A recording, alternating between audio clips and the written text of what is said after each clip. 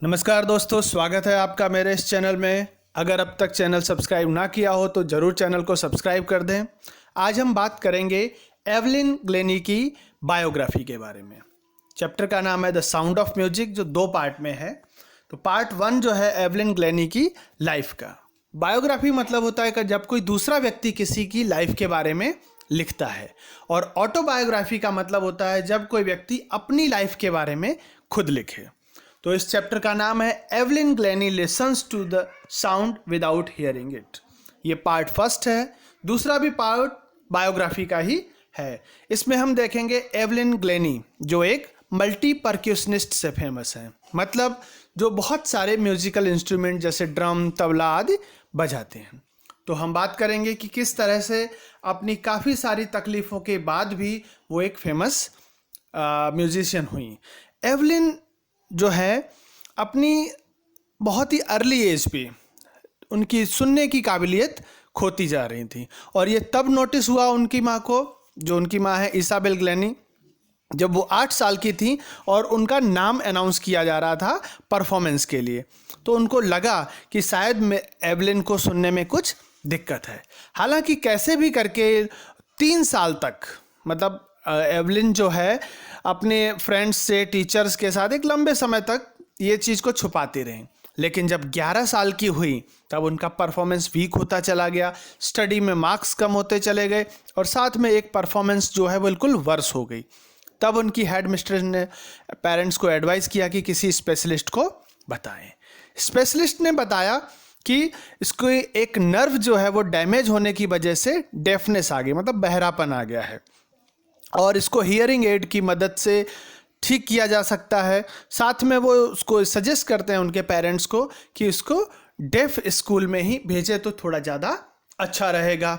लेकिन ये सब चीज़ों के मतलब बहरेपन की वजह से भी उसने अपने गिव अप नहीं किया, और डिटर्मिनेशन की वजह से एक नॉर्मल लाइफ जी, और जो अपना म्यूज़िक का इंटरेस्ट था उसको कंटिन्यू रखा। एक दिन वो देखती है एक लड़की को जाइलोफोन बजाते हुए, और डिसाइड करती है कि वो भी ये सीखेगी।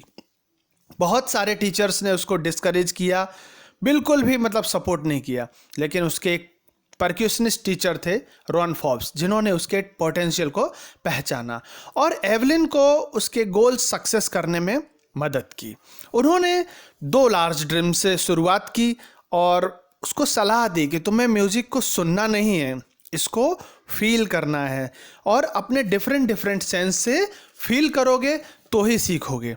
और ये एवलिन को रियलाइज़ हुआ कि ये जो हायर ड्रम की टोन है वो अपने वेस्ट पार्ट से अप से वो महसूस कर सकती है, और जो लोअर ड्रम का साउंड है वो वेस्ट के लोअर पार्ट से। और उसको ये चीज़ की रियलाइज़ होने लगी कि अब जो वो म्यूज़िक की वाइब्रेशन है उसको अपने बॉडी पार्ट से वो फील कर सकती है, और इसी के थ्रू उसने अपना माइंड बॉडी एकदम ओपन रखा ताकि साउंड और वाइब्रेशंस को वो सीखे और वो महसूस करने लगी। फिर क्या हुआ, एवलिन ने एक यूथ ऑर्केस्ट्रा ज्वाइन किया, और फिर वो यूनाइटेड किंगडम के टूर पे गई। जब वो 16 साल की थी तब उसने डिसीजन लिया कि म्यूज़िक को अपनी लाइफ बनाएगी, और रॉयल एकेडमी जो है म्यूज़िक की, वहाँ उसने ऑडिशन दिया, जिसमें अब तक की एकेडमी मतलब हिस्ट्री में सबसे ज़्यादा उसे मार्क्स मिले।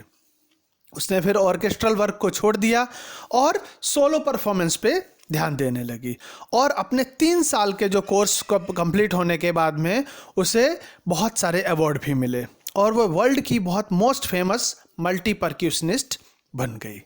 इसके अलावा उसने स्कॉटिश लैंग्वेज सीखी, फ्रेंच और जापानीज़ भी सीखी। 1991 में उसे रॉयल फिलहार्मोनिक सोसाइटी से सोलोइस्ट ऑफ द ईयर का अवार्ड मिला। और इसके बारे में वो बताती कि क्यों ऐसे। एवलिन ने बताया एक इंटरव्यू में कि वो म्यूज़िक को फील करती है, उसकी हर एक बॉडी पार्ट म्यूज़िक को फील करती है, उसकी स्किन हो, चीक बोन्स हो, या अपने हेयर से वो फील करती है। और जब वो जाइलोफोन बजाती है तो उस बोलते हैं ना, हर एक सेंस से उसको महसूस करती है। और इसी तरह चाहे ड्रम हो, उसके ड्रम्स के साउंड को भी वो अपनी बॉडी के थ्रू महसूस करती है। अगर परफॉर्मेंस कहीं वुडन प्लेटफॉर्म पे होती है तो अपने शूज़ को निकाल देती है, जिससे जो साउंड की वाइब्रेशन है उसको अपने बेयर फीट से महसूस कर सके, और इस तरह से एक सक्सेसफुल परक्यूशनिस्ट बनी वो।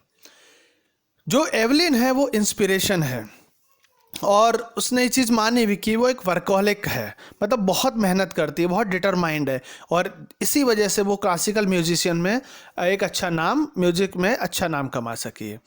इन सब रेगुलर कॉन्सर्ट के अलावा वो फ्री कॉन्सर्ट भी करती है प्रिजन्स में, हॉस्पिटल्स में, और वो यंग म्यूजिशियंस के लिए भी क्लास लेती है। और उसकी ऑडियंस जो है वो बहुत खुश होती है जब वो उनको ये सब म्यूजिक इंस्ट्रूमेंट्स को उसके सुनते हैं।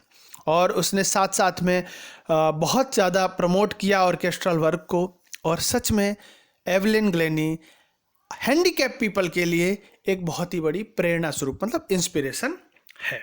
ये है इस स्टोरी का मेन पार्ट। आई होप आपको स्टोरी समझ में आई होगी। कोई डाउट है, कोई दिक्कत हो तो आप कमेंट करके पूछ सकते हैं। Thanks for watching this video. Thank you so much.